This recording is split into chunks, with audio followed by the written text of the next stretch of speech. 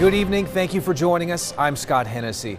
Today marks the 5th anniversary of the deadly shooting at the Borderline Bar and Grill. 12 people died that day, including a young man from Santa Barbara and another from Camarillo, and an officer responding to the call.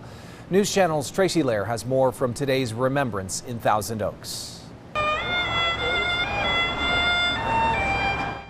The 5th day of remembrance of the Borderline shooting focuses on resilience and the resilience of the families of the 12 people killed at the Borderline showed.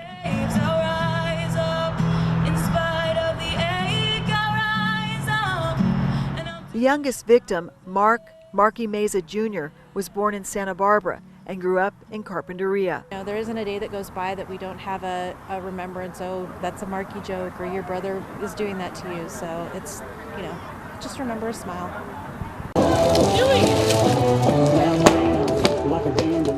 Many of the young people went to the Borderline to line dance, and some even danced at the funerals. The parents know shootings like this could happen again.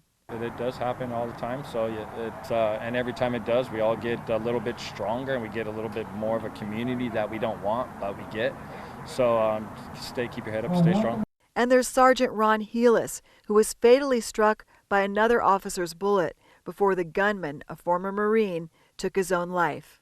Sergeant Heelis was a hero.